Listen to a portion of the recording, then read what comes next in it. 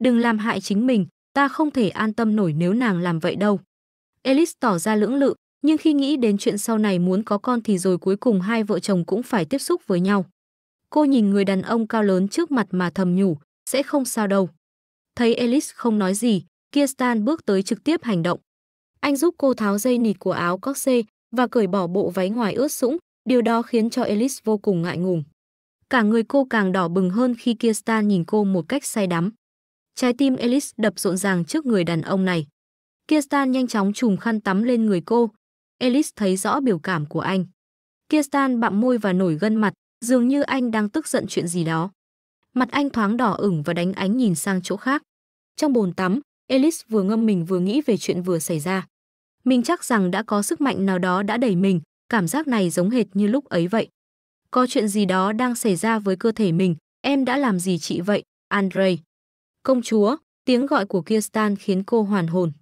Nếu nàng cần giúp đỡ, thì đừng ngần ngại gọi ta. Alice do dự và gọi anh lại, ngài Kirsten, ngài đang giận em có đúng không? Sao cơ? Chỉ là, giọng nói và cử chỉ của ngài cứng nhắc hơn ạ. Ngài có quyền giận thôi, vì đó hoàn toàn là lỗi của em. Em đã khiến cho mọi người phải hy sinh không cần thiết, chỉ vì em là người mà bọn chúng nhắm đến, và vì thế lịch trình của cả đoàn bị hoãn lại. Alice cảm thấy rất áy náy, bởi vì cô luôn mang lại rắc rối cho người đàn ông này. Ta không giận, Alice khựng lại sau khi nghe câu nói đó. Nàng quên thỏa thuận giữa chúng ta rồi sao?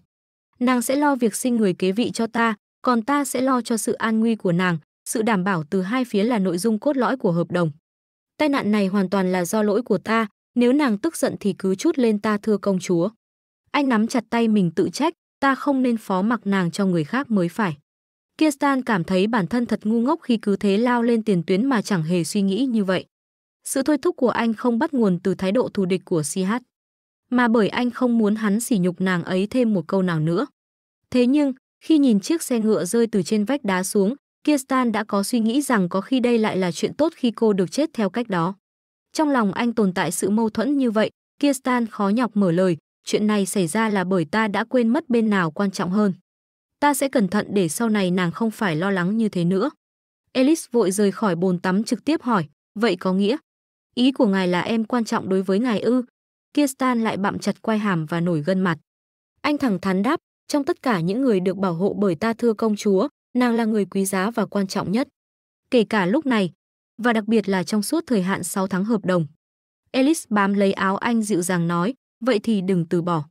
Ngài không cần phải giữ em trước đâu, vì em sẽ là người làm điều đó, vậy nên đừng bỏ lại em. Ngài biết rõ rằng ngài là người duy nhất em có thể dựa vào mà. Sau những mất mát, tất cả những gì Alice có thể trông cậy là bản hợp đồng ràng buộc này. Cô nhìn anh và thầm nghĩ, nếu Kirsten quay lưng lại với mình, vậy thì mình nên chết chìm dưới lòng hồ đó ngày hôm nay cho rồi. Đối với cô, Kirsten đã trở thành một người quan trọng trong quãng đời này. Đừng giao phó em cho người khác thêm lần nào nữa. Hứa với em đi, ngài Kirsten. Anh nhìn người con gái trước mặt rồi nắm tay cô kéo lại gần mình. Được rồi, ta hứa với nàng. Tối hôm đó, Kirsten đã luôn ở bên cô túc trực. Lại một lần nữa, anh thấy cô phải chịu sự dày vò bởi cơ thể ốm yếu. Alice liên tục kêu lạnh mặc dù anh đã rất cố gắng ủ ấm cho cô. Cơ thể của Alice thoát nhiệt một cách kỳ lạ, điều đó khiến anh không khỏi bận tâm. Kirsten kéo người cô lại để nằm lên mình. Cơ thể ấm áp của một long nhân khiến cho Alice dịu lại và cảm thấy rất thoải mái. Nhưng khi định thần ra chuyện gì, cô vô cùng xấu hổ khi lỡ nằm lên người anh như vậy. Kirsten chỉ nhàn nhã đáp, nàng có vẻ lạnh đấy. Alice khẽ a lên một tiếng và nóng bừng cả mặt. Em cảm ơn ngài. Alice bồn chồn nhìn người đàn ông ấy, mặc dù thật ấm áp nhưng cô vẫn thấy lấn cấn. Cô lắp bắp mở lời, ngài Kirsten, tư thế của chúng ta có chút. Anh ôm lấy cô lại gần mình rồi dịu dàng nói, cứ ở yên như vậy đi. Đột nhiên, Alice cảm thấy có gì đó rất kỳ lạ. Ngài Kirsten, có thứ gì đó đang. Như đã hiểu ra, Alice giật nảy mình và nóng bừng cả mặt. Kirsten ở bên nhàn nhã đáp, nàng chỉ cần phớt lờ nó đi là được. Cô lắp bắp, sao em có thể làm được chứ? Kirsten kéo cô lại gần hơn và cất giọng đầy mê hoặc, vậy thì nàng chỉ cần nghĩ về nó và làm quen trước thôi. Anh thơm lên chiếc cổ mềm mại của cô và dịu dàng nói, nàng không muốn nó sao, dường như nàng đang đòi hỏi ta một cách nghiêm túc đấy. Không phải sao? Alice ngại ngùng đáp, nó không thoải mái chút nào, nhưng mà, Kirsten thấy vậy thì không chọc ghẹo cô nữa, nếu nàng cứ tiếp tục ngọ nguậy như vậy, ta sẽ không kiềm lòng nổi đâu, vậy nên xin nàng hãy chịu đựng nhé. Nói vậy nhưng chính Kirsten mới là người thầm nhủ bản thân phải kiềm chế nhiều nhất. Đối với ta, người con gái này là tất cả những gì ta có. Nàng vẫn luôn xinh đẹp như vậy, kể cả trong quá khứ, hiện tại và sau này cũng thế. Nàng ấy giống như một viên ngọc sáng lấp lánh mà bao người thầm khao khát chiếm hữu. Sau một tuần hành quân, cuối cùng đoàn người cũng tới được lãnh địa Rotier. Ở phía bắc lãnh địa có những ngọn núi và khu rừng gồ ghề, nó được gọi là dãy Grenzen. Trong khi ở phía nam được bao phủ bởi một đồng bằng màu mỡ với dòng sông Ten chảy qua. Do đó, mặc dù tọa lạc ở khu vực phía bắc đế quốc nhưng vùng đất này vẫn ấm áp ngay kể cả mùa đông, làm cho nơi này thực sự là một lãnh địa có giá trị tương đương với những mảnh đất ở miền Nam. Và đó cũng là nơi mà Ellis sẽ cư ngụ trong 6 tháng tới, lãnh địa Rotier, vùng đất phước lành của Vangela. Ngay khi đặt chân vào dinh thự, một toán người hầu đã xếp hàng chào đón vị lãnh chúa của mình trở về. Kirsten xuống ngựa hỏi về tình hình của lãnh địa trong thời gian anh đi vắng. Người đàn ông này là Alfred Shaw, tổng quản gia của Rotier. Ông cho biết đã quán xuyến tất cả các công việc trong lãnh địa như đã báo cáo trong thư gửi cho anh. Đây là Sobert, trợ lý của Kirsten. Như anh ta nói thì Kirsten chỉ cần xử lý các giấy tờ còn tồn đọng. Cuối cùng là người phụ nữ này, bà ta là Peterson, trưởng hầu nữ của dinh thự Rotier. Thấy Peterson hơi khang khác, Kirsten trực tiếp hỏi, có chuyện gì vậy? Peterson không ngần ngại vào chủ đề chính, tôi có chuyện muốn hỏi ngài thưa đại lãnh chúa, tôi vừa mới nhận được thư từ ngài Ruben. Dường như nữ chủ nhân của dinh thự này đã thực sự tới lãnh địa Rotier, hai người còn lại đứng gần đó mà vã mồ hôi hột, trước giờ bà ta vẫn vậy, chẳng ngần ngại mà hỏi thẳng đại lãnh chúa như thế. Ngay khi Peterson vừa nhắc tới, Ellis đã xuống xe ngựa và chạm bước chân đầu tiên của mình lên mảnh đất này. Nhìn lãnh chúa nhanh chóng chạy tới chỗ cô gái đó, mấy người hầu ở đằng này không khỏi cảm thán, vậy ra đó là sự thật, lãnh chúa đã kết hôn mà chẳng nói một lời với ai ở Rotier biết. Bà Peterson lạnh giọng đáp, lãnh chúa đã kết hôn bất chấp cả sự thách thức từ hoàng đế. Tôi sẽ xem cô ta là loại người như thế nào. Kirsten cất giọng, có vẻ màn chào hỏi đã kết thúc rồi, giờ ta sẽ dẫn nàng đi dạo quanh dinh thự này. Hãy đi cùng nhau nhé. Ellis trực tiếp từ chối, không cần đâu, ngài còn việc phải làm mà. Kirsten ngỡ ngàng, sao cơ? Ellis đáp, vì em mà lịch trình của ngài bị hoãn lại, có lẽ còn rất nhiều việc ngài phải làm, vậy nên ngài không cần lo cho em đâu ạ. Dinh thự này đồ sộ lắm, nàng sẽ bị lạc mất. Vậy, em sẽ nhờ ngài Ruben, hay Ibessa cũng được. Kirsten thẳng thừng đáp, Ruben đã không thể bảo vệ nàng cho tốt đấy. Anh lính Ruben khi nghe vậy liền cảm thấy có lỗi vô cùng. Ellis vẫn một mực từ chối, đây là dinh thự của ngài mà, có gì nguy hiểm sao? Kirsten đáp, kể cả có an toàn thì người khác sẽ không biết phải phục vụ nàng như thế nào đâu. Vậy thì cứ để họ học dần đi, ngài đâu thể phục vụ em mãi được. Tại sao không? Hai người cứ tiếp tục tranh luận với nhau. Đến nỗi người hầu của họ còn thấy vị nữ chủ nhân mới này thật cứng đầu, có vẻ như sắp tới họ sẽ khó mà làm cô ấy vừa lòng nổi. Kirsten vẫn một mực khẳng định rằng việc phục vụ cho cô là bổn phận của anh, nhưng Ellis đã quay sang chỗ mấy người hầu và đáp lại rằng, nếu chuyện đó làm ngài bận tâm đến thế, em sẽ nhờ ngài quản gia và trưởng hầu nữ giúp đỡ. Alfred do kính cẩn đáp, dạ vâng, tôi rất vui khi được giúp đỡ người ạ, hãy giao lại việc này cho tôi. Ellis như được cứu rỗi khỏi người chồng bám víu, dù sao cô cũng chỉ muốn tham quan khu dinh thự chính rồi trở về phòng mình. Kirsten nhìn vợ rời đi mà không nỡ. Sobert tới bên anh rồi nói, ngài lãnh chúa có muốn nghỉ ngơi một lát rồi dùng bữa trong thư phòng không ạ? Còn việc của phu nhân, ông Alfred Shaw và bà Peterson sẽ, Kirsten chen lời, cư xử cho kính cẩn vào. Sobert vẫn chưa hiểu ý của anh. Kirsten nghiêm giọng đáp, hãy đối xử với nàng ấy như một vị công chúa. Nàng ấy sẽ không bó buộc ở vị trí công tước phu nhân lâu đâu.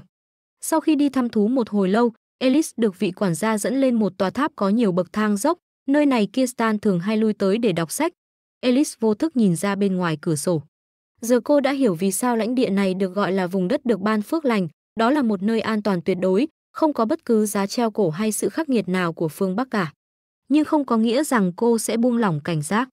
Khi còn nhỏ, mình đã sống trong mộng tưởng rằng thế giới bên ngoài vô cùng tươi đẹp, cho đến khi bức tường thành của Argan sụp đổ. Ellis quay lại tiếp tục bước lên những bậc thang, đây thực sự là nơi trú ẩn, hay đó chỉ là một chiến trường khác? Mình không chắc nữa. Thấy Kirsten tới đây, Ellis gặng hỏi, ngài quay lại rồi ạ? Anh vừa bước lên những bậc thang dốc vừa trả lời, ta quay lại vì cảm thấy không an tâm.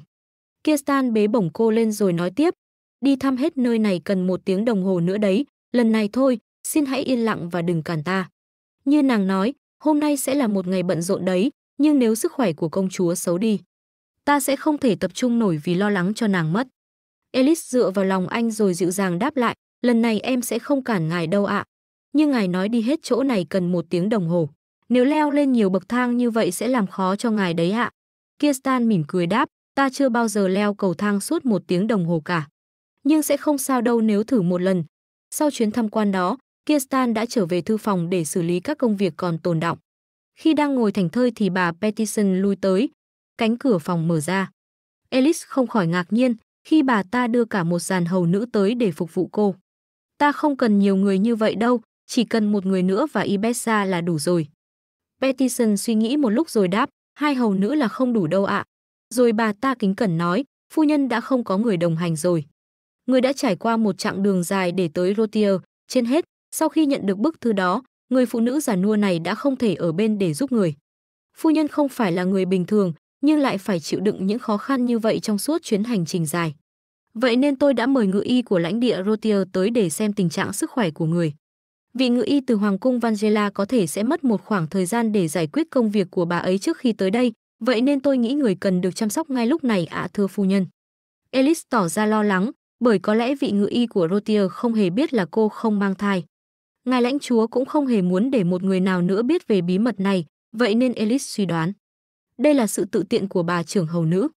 Cô bấu chặt tay mà thầm nghĩ, bà ta đang nghi ngờ mình, bà ấy muốn xác nhận xem có thật là mình đang mang thai hay không. Alice hạ lệnh, giờ ta muốn sắp xếp đồ đạc và ở riêng với Ibessa. Ta sẽ kiểm tra sức khỏe ngay khi ngự y riêng của ta tới, do đó không cần phải làm vậy bây giờ đâu. Peterson vẫn không từ bỏ, bà ta cố tình bày tỏ vẻ trịnh trọng và thành kính nhất để khiến cô phải thực hiện cuộc kiểm tra này. Alice hiểu rõ, đây là nơi vô cùng xa lạ đối với cô, không phải là quê nhà Argan. Điều đó có nghĩa, không ai ở đây sẽ chiều theo ý cô. Cuối cùng, Alice chỉ đành nhượng bộ. Sau một hồi bắt mạch, vị ngự y của Rotier cảm thấy bối rối, bởi ông khó có thể xác định được thể trạng của cô lúc này, trừ khi làm xét nghiệm máu. Peterson nghe vậy thì đồng ý, vậy chúng ta không còn cách nào khác ngoài làm vậy thôi. Đột nhiên Ibessa hét lên, bà thật là có lòng tốt ha, bà Peterson. Bà định dùng cây kim để gây tổn hại cho cơ thể của công chúa, ngay sau khi người đã lặn lội cả đoạn xa tới đây mà chưa hề được nghỉ ngơi ư. Sao bà có thể vô tình như vậy, với lại, kể cả có làm xét nghiệm máu thì kết quả cũng không ra ngay lập tức. Nói rồi, Ibessa đẩy ông ngự y ra xa và tiếp tục mắng nhiếc. Alice thấy tình hình có vẻ căng thẳng liền dịu giọng đáp. Cơ thể ta là như vậy đấy, kể cả các ngự y khác cũng khó lòng chẩn đoán nổi.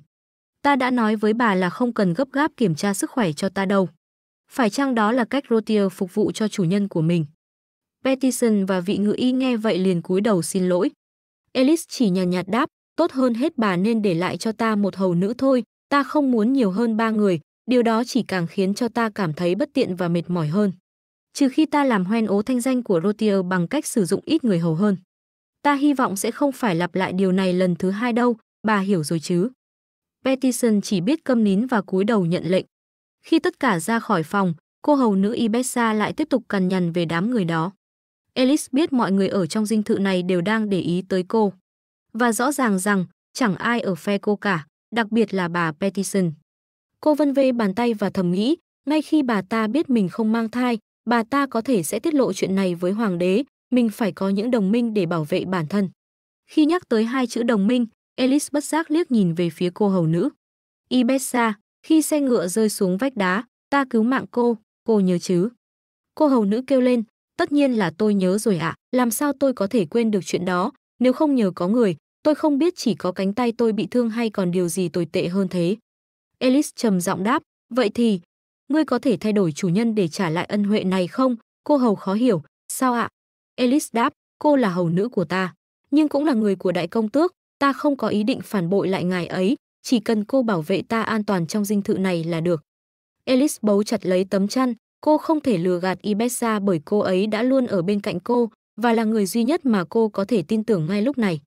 Ibessa, ta không hề mang thai đứa trẻ nào cả. Cô hầu vô cùng ngỡ ngàng. Vừa đúng lúc, có vẻ như người xác nhận được chuyện này đã tới đây rồi. Tại thư phòng của công tước, vị ngự y hoàng cung đã khám cho Alice bẩm báo rằng nếu cô ăn uống và nghỉ ngơi điều độ thì sẽ hồi phục dễ dàng hơn. Và cô cũng không chịu bất cứ sự tổn thương nào sau cú va chạm xe ngựa đó. Kirsten gặng hỏi, Bà đã truyền lại những gì ta nói cho nàng ấy chưa? Vị ngự y đáp, tôi đã nói lại rồi ạ. Vậy phản ứng của nàng ấy ra sao? Bà ta có vẻ ngập ngừng. Vài giờ trước, sau khi nghe ngự y truyền đạt lại mọi chuyện, cô hầu Ibessa vô cùng kinh hãi, nó sẽ xác người mẹ ra ư? Bà ta từ tốn đáp, phải, khi bào thai của rồng phát triển đủ lớn tương đương với con người, nó sẽ bộc lộ bản tính hung hãn của mình. Trường hợp của ngài đại lãnh chúa là rất hiếm hoi, hầu hết các con rồng đều trông giống như quái vật, và bào thai cũng không ngoại lệ. Nếu một con quái vật nào đó được sinh ra thì tử cung của người mẹ sẽ không còn dấu vết nào cả. Kể cả có thể giữ được cái thai suốt 10 tháng đi chăng nữa, người mẹ sẽ bị bào mòn hết chất dinh dưỡng và không còn sức lực để sinh con. Lúc đó, đứa con sẽ xé xác cơ thể người mẹ để tự mình bước ra thế giới bên ngoài. Alice nghe xong cũng chẳng biểu lộ cảm xúc gì nhiều. Giờ cô đã hiểu vì sao Kirsten lại giận dữ như vậy khi cô ngỏ ý muốn sinh con cho anh. Cô tiếp tục quay sang hỏi ngự y, vậy cần cẩn trọng điều gì khi kết đôi với rồng? Bà ta do dự đáp, có những thời điểm cần tránh bằng mọi giá. Đó là ngày mà đế vương của loài rồng, Semicita, bộc lộ sự giận dữ rõ ràng nhất đối với con người. Trong thời gian đó, những vụ giết người bừa bãi hoặc tội ác đối với con người sẽ xảy ra. Đó là lý do tại sao ngài lãnh chúa thường xuyên thực hiện các cuộc chinh phạt như vậy. Cơn điên của loài rồng sẽ không thể chấm dứt cho đến khi chúng được thỏa mãn bởi mùi máu tanh của con người hoặc giải tỏa được cơn khát tình dục. Hơn nữa, loài rồng vốn rất dễ bị kích động bởi những ham muốn, chúng được biết đến là những sinh vật kiên trì khi quan hệ với bạn tình. Ibessa kêu lên, chắc chắn là không thể được, làm sao một mối tình kinh khủng như thế có thể xảy ra mà không gây chết người chứ, công chúa, xin người hãy cân nhắc kỹ đi ạ. Alice do dự đáp, nhưng mà, cũng không phải là không có khả năng phải không? Thấy hai người nhìn mình chằm chằm, Alice nóng bừng cả mặt, ý của ta là, ta đang nghĩ chuyện này có thể làm được mà. Nghe tới đây, Kirsten bất giác cười khúc khích, nàng ấy chẳng hề sợ chút nào. Hoặc có lẽ, nàng ấy có niềm tin vào thứ gì đó. Tuy vậy, bà ngự y vẫn rất lo lắng cho thể trạng của cô. Kể cả khi có hồi phục đi chăng nữa thì sức khỏe của Alice cũng không thể bằng một người phụ nữ bình thường. Vậy nên bà ấy đã khuyên anh nên nhẹ nhàng với cô ấy hết sức có thể. Kirsten mân mê chiếc trán của mình rồi gặng hỏi. Vậy ta không nên ôm cô ấy một cách thô bạo sao? Vị ngự y đáp, tôi rất tiếc là không ạ. Kirsten trùng con ngươi xuống xót xa, nếu ta biết chuyện đó, thì đã không đau đớn đến thế. Khi vị ngự y lui đi, Kirsten lại đắm chìm trong suy nghĩ riêng, có lẽ mình nên giữ khoảng cách với nàng ấy một thời gian. Bỗng bên ngoài có tiếng gõ cửa, thì ra là bà trưởng hầu nữ muốn nói chuyện riêng với lãnh chúa. Ngay khi vào đầu câu chuyện, Kirsten đã lên giọng trách mắng bà ấy vì đã đối xử với Alice tự tiện như thế. Peterson chỉ biết cúi đầu nhận lỗi về mình. Nhưng bà ta vẫn muốn khuyên nhủ chủ nhân của mình, thưa lãnh chúa, tôi có thể nói chuyện với người, không phải với tư cách là trưởng hầu nữ, mà là bảo mẫu của người được không? Tách trà trên tay anh bỗng khựng lại, chuyện gì vậy? Bà ta do dự đáp, tôi hy vọng ngài sẽ kết hôn với một người mà ngài thực lòng trân trọng. Tôi vẫn còn nhớ cậu bé 9 tuổi ấy khi lần đầu tiên bước chân vào cung điện hoàng gia Vangela. Kể cả với đôi mắt trống rỗng ấy, mỗi khi có ai đó nhắc tới địa vị của người chỉ đơn thuần nhìn lại họ với vẻ mặt ngưỡng mộ, đặc biệt là hoàng đế bệ hạ. Ngài có biết điều đó không, thưa lãnh chúa? Giống như cái cách ngài nhìn hoàng đế từ trước tới giờ. Ngài cũng nhìn công chúa điện hạ tương tự như vậy. Peterson thẳng thắn hỏi, làm ơn hãy nói thật với tôi. Người không đem nữ chủ nhân về để vâng lời và tôn thờ, mà là để đối xử giống như người bạn đời của mình phải chứ? Nếu không phải là vì ngưỡng mộ, ghen tị hay sự đồng cảm, vậy thì tại sao? Kirsten khoanh tay đáp, nếu ta nói không phải là những lý do đó thì sao? Peterson biết cô công chúa này đang chịu án tử hình và muốn chạy trốn khỏi lệnh trừng phạt bằng bất cứ giá nào. Quả nhiên con mắt của người già không sai vào đâu được, bà ta tiếp tục đối diện với Kirsten và thẳng thắn hỏi. Rốt cuộc ý định thực sự của ngài khi mang công chúa tới Rotier là gì? Kirsten nắm chặt tay đáp lại, chỉ đơn giản là ta muốn vậy thôi. Bởi vì ta muốn mang nàng ấy tới đây, câu trả lời này đã vừa ý bà chưa? Anh đứng dậy toan rời đi, kể cả có là bảo mẫu của ta đi chăng nữa, bà không nên vượt quá thẩm quyền của mình như vậy. Peterson lặng lẽ nhìn bóng lưng của chàng trai ấy. Là người đã chăm sóc cho anh từ nhỏ, bà ấy hiểu Kirsten luôn bị thu hút bởi những con người có phẩm chất thiêng liêng như một vị thánh thần. Không phải vì ngưỡng mộ, ghen tị hay đồng cảm với họ. Mà ngay từ thời thơ ấu, Kirsten đã liên tục chối bỏ bản thân, một con quái vật gớm ghiếc không hơn không kém. Tối đó, Alice lại bị giày vò trong cơn mơ. Tiếng người em trai liên tục gọi tên cô, Alice, Alice. Andre bất thình lình xuất hiện trước mặt cô với một bên mắt bị chột. Cậu ấy rất lo lắng cho chị mình, chị có làm sao không, chị? Andre hét lên, sao chị có thể làm ra cái chuyện hoang đường như vậy chứ? Chị là công chúa của Argan, sao chị có thể kết hôn với công tước Kirstan chứ? Alice chỉ biết run rẩy đáp, chị không còn cách nào khác, chị cần phải sống sót và. Andre bấu lấy vai cô rồi dặn dò, trước tiên, chị hãy rời khỏi Rotier ngay lập tức. Thân ảnh của Andre mờ dần trong ánh sáng trắng, hãy rời khỏi đó sớm nhất có thể, giờ em phải đi rồi. Andre, Alice choàng tỉnh dậy sau cơn mơ. Cô ngơ ngác nhìn mọi thứ xung quanh mới biết rằng đây là thực tại. Đây không phải là lần đầu tiên cô mơ thấy em trai mình, trong suốt quãng đường tới Rotier cô cũng đã gặp điều tương tự rồi. Alice bất giác nhìn phần giường bên cạnh. Hôm nay ngài đại công tước cũng không tới. Đã một tuần trôi qua kể từ khi cô tới Rotier và gần 1 tháng hai người giao kết hợp đồng. Nhớ lại lúc đó, Kirstan đã hứa sẽ không rời bỏ cô. Nhưng giờ thì ngài ấy đã không giữ lời. Alice chỉ biết ấm ức kìm nén nỗi buồn trong lòng. Một lúc sau, Alice cứ thế mặc váy ngủ mà đi ra ngoài, điều đó đã khiến cho cô hầu nữ rất lo lắng. Đột nhiên phía trước có tiếng bước chân của một toán người. Thì ra là bà trưởng hầu nữ và những người khác. Thấy cô vẫn còn mặc váy ngủ. Peterson đã sai một người hầu mang bộ đồ mặc hôm nay cho cô. Alice bỗng chợt nhận ra. Ngay cả những người hầu trong dinh thự Rotier này cũng đều có nhan sắc rất nổi trội. Thấy cô vẫn đứng ngây ngốc ở đó, Peterson liền gặng hỏi, người còn cần gì nữa không ạ, thưa phu nhân? Alice mở lời, tất cả người làm ở đây đều được chọn lựa bởi bà phải không? Peterson chợt khựng lại. Cả tôi và ông quản gia đều xem xét và chọn lựa họ ạ. Nếu người cần danh sách các người hầu, tôi có thể chuẩn bị cho người. Ồ, nghĩ tới chuyện này thì. Có một số người được tuyển chọn trực tiếp từ hoàng đế, Alice thốt lên, hoàng đế trực tiếp lựa chọn ư. Peterson thẳng thắn nói, chà, chính xác thì. Ngài ấy đã gửi các ứng cử viên phù hợp cho vị trí công tước phu nhân thay vì người hầu ạ. Trên hành lang tối tăm, Alice vừa đi vừa thầm nghĩ về những gì bà Peterson nói ban nãy. Hoàng đế đã gửi các ứng cử viên phù hợp cho vị trí công tước phu nhân thay vì người hầu ạ. Bởi vì bệ hạ muốn gây sự chú ý đặc biệt trong hôn lễ của lãnh chúa. Những người phụ nữ này đều được hoàng tộc ban xuống, nên chúng tôi không thể từ chối họ được, cuối cùng thì họ được thuê dưới tư cách là người hầu. Alice không khỏi băn khoăn về chuyện này. Ngài ấy đã ôm ấp cô ả nào trong số họ chưa nhỉ? Trong khi đó ở đằng này, Kirstan cũng đang nghe tin tức về cô.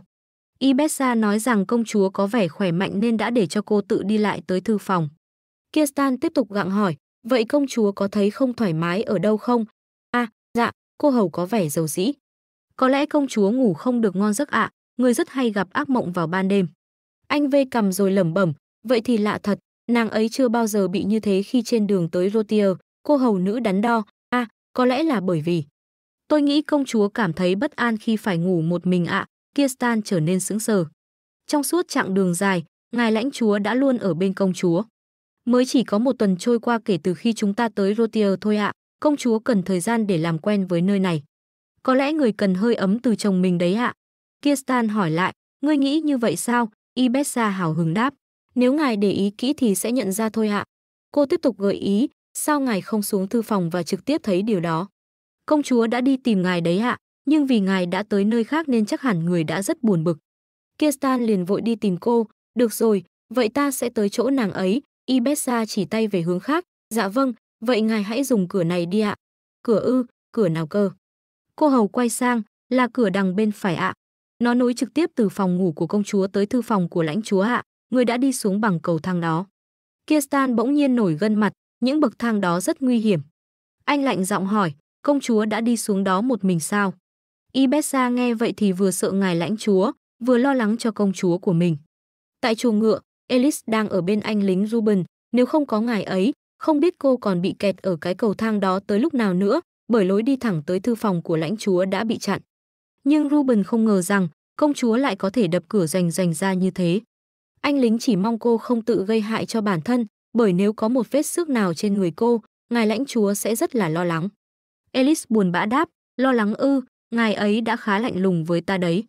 Ruben kêu lên, lạnh lùng ư, với công chúa ấy hạ, nhưng ngài ấy đã vô cùng ấm áp và tốt bụng với người mà. Anh lính rên rỉ ca thán, vậy là người chưa thấy ngài ấy đối xử với các kỵ sĩ như thế nào rồi, ngài ấy cực kỳ hung dữ. Trông cứ như là một con rồng thực thụ vậy, họ nói nếu không cẩn thận mà động tới ngài ấy, coi chừng người có thể bay màu khỏi thế giới này luôn đấy hạ. Nhưng đối với công chúa thì ngài ấy cứ như trái đào chín vậy, rất nhẹ nhàng và mềm mỏng. Alice bặm môi thầm nhủ, Gì chứ, ngài ấy giống hạt đào rang hơn. Bỗng Alice phát hiện ra thứ gì đó. Ôi trời ơi, ta lại gặp ngươi ở đây rồi, Ruben hốt hoảng kêu lên, công chúa, sẽ rất là nguy hiểm nếu chạm vào nó bất cẩn như vậy đấy hạ. Rồi anh lính khựng lại với vẻ ngạc nhiên. Không ngờ con ngựa hoang đó lại yêu quý công chúa đến vậy. Alice gặng hỏi, tên nó là gì? Ruben đáp, lãnh chúa chưa ban cho nó cái tên nào ạ, nhưng mà... Alice dịu dàng ôm lấy chú ngựa rồi thầm trách mắng, chủ nhân của ngươi thật vô tâm phải không Becky? Chú ngựa vui vẻ làm bộ tán thành. Anh lính Ruben vẫn không thể tin nổi chuyện này, thật tuyệt, con ngựa đó rất hung hãn và khó bảo, cho tới giờ chỉ có ngài công tước mới thuần hóa được nó thôi ạ. Vậy sao? Alice quay sang nói chuyện với chú ngựa, Blackie, khi nào chủ nhân của ngươi mới đến, ta đã tìm ngài ấy mãi nhưng chẳng thấy đâu cả. Ruben gợi ý, nếu người thấy chán thì có thể đi dạo quanh dinh thự này ạ. Alice gặng hỏi, ta có thể mượn một con ngựa không? Ta muốn xem qua khu sân sau, anh lính đáp, ngươi có thể cưỡi bất kỳ con ngựa nào nhưng mà... Alice liền hớn hở quay sang chỗ chú ngựa, ồ, vậy Blackie, ngươi có muốn đi cùng ta không? Chú ngựa hí vang tỏ vẻ đồng tình. Bỗng đằng sau có tiếng người đàn ông cất giọng, ta không cho phép điều đó. Sẽ rất nguy hiểm nếu công chúa cưỡi ngựa một mình. Một bàn tay vươn ra ôm lấy cô, và tất nhiên là cũng rất nguy hiểm khi tới gần chuồng ngựa như vậy. Alice chỉ đáp lại anh một cách hờ hững và quay mặt đi. Nhìn thấy cô mặc mỗi bộ đồ ngủ, Kirsten vội cởi áo choàng của mình và khoác lên người cô, anh nhẹ nhàng trách mắng. Nàng mặc thế này ra ngoài suốt từ nãy tới giờ sao? Alice run rẩy đáp, em không chạm mặt nhiều người trong dinh thự đâu, với lại, trên đường tới Rotier, em đã thấy nhiều người ăn mặc khiêm tốn hơn thế này nhiều. Công chúa, Kirsten nghiêm mặt dặn dò, xin nàng hãy chỉ ăn mặc thế này trước mặt ta, đừng để kẻ khác nhìn thấy bộ dạng này của nàng. Ngoại trừ những người hầu phục vụ trực tiếp cho nàng thì được. Alice đỏ mặt ấp úng nói. Chuyện đó thì có vấn đề gì cơ chứ, em đâu có được ngài lãnh chúa để ý tới như thế này. Ngài luôn bận rộn và cả ngày chẳng thèm tới gần em. Kể cả vậy, nàng vẫn sẽ làm thế sao? Anh lính Ruben đứng ở giữa nghe hai vợ chồng cãi cọ mà chỉ biết khóc ròng. Tiếp đó, Kirsten còn bồi thêm cơm chó cho anh ăn nữa. Alice vẫn chưa hết giận dỗi dù cử chỉ của anh đã rất dịu dàng.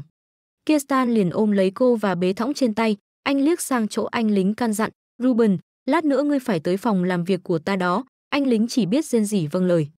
Alice ở bên trách mắng, sao ngài lại làm thế, ngài Ruben chỉ muốn dẫn đường giúp em mà thôi. Kirsten chẳng đáp lại nửa lời mà chỉ ngó lơ cô. Thực sự, chúng ta không phải là một cặp vì điều gì cả. Trở về phòng, Alice vẫn tiếp tục cằn nhằn về chồng mình. Kirsten chỉ đáp lại rằng anh chưa thực sự muốn ghé thăm phòng của cô, điều đó làm cho sự ghen tuông của Alice càng thêm cuộn trào. Cô thầm nhủ trong lòng, tất nhiên ngài không muốn rồi, vì ngài có nhiều lựa chọn hơn em mà. Alice hậm hực đáp, vậy thì em không cần phải ngồi đây và đợi ngài. Em sẽ nhờ ngài Ruben đưa em đi thăm thú vòng quanh lãnh địa này. Giờ thì ngài hãy tránh đường đi ạ. Kirsten cau mày, trong lòng anh như đang có hàng ngàn con ong đang châm chích mà thầm nghĩ. Ý của nàng là, chúng ta chỉ sống cùng nhau như thế này, chỉ vì mục đích là có con thôi sao? Kirsten bấu lấy vai cô, ta hiểu rất rõ nàng đang muốn gì ở ta, thưa công chúa. Thứ mà ta ghê tởm nhất trên đời này, chính là làm chuyện đó với người mà ta còn chẳng biết là ai, chỉ hành động như một con thú không có cảm xúc. Ta đã được sinh ra chính xác theo cách đó. Một con quái vật được thụ thai sớm và ra khỏi bào thai bằng cách ăn thịt mẹ mình. Một khi sự thèm khát khiến cho nàng mờ mắt, nàng sẽ chẳng thèm quan tâm tới những gì dưới chân mình nữa. Những kẻ đó còn thấp kém hơn cả thú vật. Bản chất của ta chưa đi quá giới hạn, vì vậy ta đang cố giữ khoảng cách với nàng. Kirsten đã nghĩ, những khao khát của anh sẽ dịu đi khi anh tránh mặt cô. Nhưng điều đó chỉ càng khiến cho những cảm xúc ấy mãnh liệt hơn. Chưa kể ngay lúc này, Kirsten đang muốn cô rất nhiều. Cũng giống như lần đầu tiên ta nhìn thấy nàng vào 3 năm trước. Ta đã muốn cô gái xinh đẹp tuyệt trần ấy trở thành người phụ nữ của riêng ta. Điều tuyệt vời ấy đã nằm trong lòng tay ta, dù đó chỉ là trong khoảng thời gian ngắn, nhưng ta ước gì nó luôn giữ được trạng thái nguyên vẹn nhất. Đó không phải là vì ngưỡng mộ, ghen tị hay sự đồng cảm như lời bà Peterson đã nói. Kirsten khẽ cười khi nghĩ tới điều này. Rồi anh trở lại nói với vợ mình rằng hai người sẽ thân mật với nhau sau khi đã tìm hiểu và gần gũi với đối phương hơn. Alice gặng hỏi, vậy khi nào chúng ta sẽ gần gũi nhau? Anh lại lặp lại, phải rồi, khi nào chúng ta sẽ gần gũi nhau? Đó là điều mà cả hai lấn cấn. Vì kể từ lúc tới Rotier, Kirsten chẳng bao giờ chịu tới gặp cô cả. Và mỗi lần hiếm hoi gặp anh, Alice chỉ cảm thấy như anh đang tức giận chuyện gì đó. Kirsten vươn tay ra mời mọc, Một lễ hội sẽ được tổ chức ở quảng trường bên ngoài dinh thự. Nàng có muốn tới đó cùng ta vào ngày mai không? Tối đó, Kirsten lại túc trực bên giường của cô. Nhớ lại hồi sáng, khi anh mời cô tham dự lễ hội ở quảng trường. Alice đã hơi do dự một chút và đồng ý. Kirsten và cô đã ký hợp đồng, vậy nên sẽ khó có thể tránh mặt nàng ấy mãi được. Alice dường như lại đắm chìm trong cơn mê sảng. Andre, tiếng run rẩy gọi tên em trai khẽ kêu lên. Đừng mà. Rời khỏi đó đi chị. Chị biết Rotier không phải là nơi dành cho chị mà. Làm ơn, hãy trở về đi, Alice.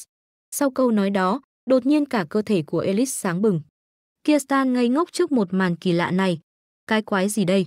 Mùa lễ hội đã bắt đầu, khắp nơi mọi người nhộn nhịp tận hưởng sự náo nhiệt và vui vẻ. Alice cùng anh ăn vận kín đáo đi dạo trên đường phố. Kỳ lạ là dù bị Kirsten quấn cả đống vải lên người, Alice vẫn cảm thấy không nóng dù đang là mùa hè. Nhìn người chồng ân cần của mình, cô chưa bao giờ được ra ngoài đi dạo lâu như thế này nên đang rất tận hưởng việc đó. Kirsten bất ngờ, trước kia nàng chưa bao giờ đi dạo ư? Alice đáp, dạ phải, nếu em đi dạo quãng đường dài thế này, Andre sẽ chạy tới chỗ em như một kẻ điên vậy. Alice tiếp tục chỉ vào một hướng và rủ anh, có gì ở đằng kia này. Đột nhiên anh bước tới và cất lời, công chúa. Alice thoáng đỏ mặt, sao ạ? Xin nàng hãy gọi ta bằng tên, gọi bằng tước hiệu như vậy trịnh trọng quá. Alice khẽ gật đầu. Cô ngập ngừng hỏi anh, ai đã đặt tên cho ngài vậy ạ? Kirsten đáp, là hoàng đế bệ hạ. Vậy trước khi gặp hoàng đế, ngài đã dùng tên gì? Em nghe nói ngài vào cung điện năm 9 tuổi. Kirsten lạnh lùng đáp, kể cả bây giờ, rất hiếm ai gọi ta bằng cái tên đó, quãng thời gian ấy thực sự không cần một cái tên. Nhìn bóng lưng cô đơn của anh, Alice cất tiếng gọi, Lexet. Ngài cũng sẽ gọi em bằng tên nhé, sau khi cha mẹ mất, người duy nhất gọi em bằng tên là em trai em. Kirsten thoáng đỏ mặt, hoàng đế của Argan đã gọi nàng là gì? Alice đáp, em luôn được gọi là Alice, đôi khi chúng em ở một mình với nhau, em ấy sẽ gọi em là Lizzie. Kirsten vội đỡ lấy cô, ta đoán hai người đã dành rất nhiều thời gian bên nhau nhỉ? Alice đáp, bởi vì em không thể ra ngoài, nên em trai em thường tới phòng của em ạ. Kirsten nghĩ thầm trong lòng, không thể ra ngoài ư, lẽ nào họ có ý định ngăn nàng ấy ra ngoài? Nhớ lại thứ ánh sáng mờ ảo đã phát ra từ người Alice vào tối hôm đó, Kirsten cho rằng đó không phải là sức mạnh của cô, mà là một pháp thuật kỳ lạ. Chắc chắn đã có ai đó khắc dấu ấn ma thuật lên người nàng ấy. Kirsten chợt gọi cô, công chúa. Alice cau mày, là Alice. Kirsten do dự, Alice, nàng cảm thấy sức khỏe của mình thế nào so với khi ở Argan? Alice thành thật đáp, nó tốt một cách kỳ lạ. Đến mức em phải tự hỏi rằng liệu em có sống sót bằng cách rút cạn sinh mệnh của em trai mình không? Nói rồi, Alice thúc giục anh tận hưởng trọn vẹn lễ hội. Nhìn vợ mình vui vẻ và khỏe mạnh như vậy, Kirsten không khỏi thắc mắc, chẳng nhẽ sức khỏe của người chị sinh đôi có chuyển biến tốt sau khi vị hoàng đế đó chết ư? Chắc chắn phải có gì đó giữa vị hoàng đế đã chết của Argan và công chúa. Khoan đã, chết ư? Kirsten mở rộng con ngươi khi phát hiện ra chi tiết này. Tứ hoàng tử của Ugo đã truy đuổi công chúa đến cùng chỉ để lấy đầu của cô ấy, và nếu hắn ta muốn cho ai xem thứ gì đó, nhớ lại lúc Sihat đang hấp hối, hắn ta đã lẩm bẩm cảnh cáo Kirsten, cứ đợi đi, đại công tước. Con cáo đó, rồi cuối cùng sẽ xé xác ngươi, và biến mất không để lại một dấu vết. Giống như hắn, tên hoàng đế Argan danh mãnh đó, chuồn đi nhanh như con cá trạch vậy. Kirsten đứng chôn chân tại chỗ, không thể nào. Hoàng đế của Argan vẫn còn sống ư? Vậy là Kirsten đã phát hiện ra một chi tiết cực kỳ quan trọng, có thật Andre vẫn còn sống, và anh đã khắc lên người Alice ma thuật gì? Các bạn hãy ấn like và đăng ký kênh để đón xem tập tiếp theo nhé!